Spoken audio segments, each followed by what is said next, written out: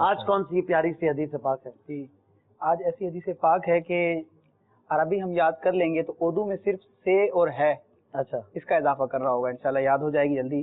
علم کی فضیلت سے متعلق حدیث پاک ہے کہ نبی پاک صلی اللہ تعالی علیہ وسلم ارشاد فرماتے ہیں العلم افضل من العبادہ، علم عبادت سے افضل ہے۔ اچھا سبحان اللہ، اسکرین پر بھی دکھائی جا رہی ہے، آپ نوٹ کر لیجئے، لکھ لیجئے، اور ہو سکے تو اس کو یاد کر کے کوشش کیجئے کہ آپ بھی 40 حدیث یاد کرنے والوں میں شامل ہو جائیں۔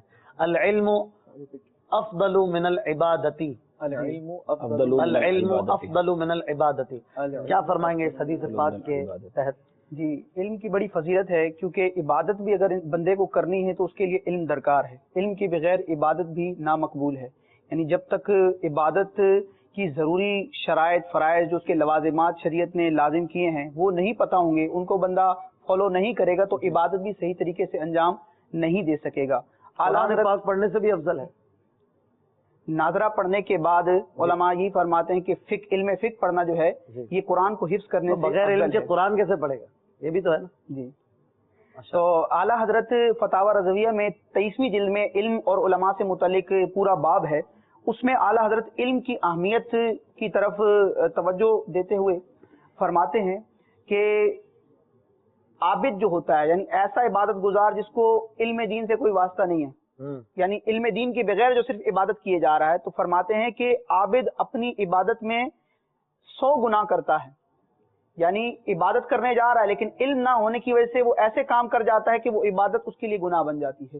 اور عالم اگر خدا نخواستہ گناہ بھی کرتا ہے تو اس گناہ میں بھی خوف اور ندامت کا ایسا حصہ رکھتا ہے جو اسے جلد نجات بخشتا ہے۔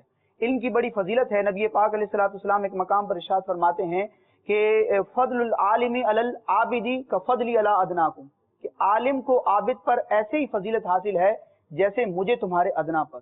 اور ایک مقام پر ارشاد فرمایا کہ فضل العالم علی العابد کفضل القمر علی سائر الکواکب، کہ عالم کو عابد پر اسی طرح فضیلت حاصل ہے جیسے چاند کو دیگر ستاروں پر، کہ دیگر ستارے خود منور ہیں، خود روشن ہیں، لیکن چاند جو ہے وہ دوسروں کو روشنی دیتا ہے۔ اسی طرح عابد اپنے لیے محنت کرتا ہے اور عالم سارے عالم کے لیے کوشش کرتا ہے۔ ایک مثال دی گئی نا کہ عابد تیراک کی مانند ہے، جو صحیح اگر عبادت کرے بھی تو تیر کے خود سمندر پار کر لے گا، مگر عالم کشتی کی مانند ہے جو کئیوں کو ساتھ لے جا کے پار کرے گا۔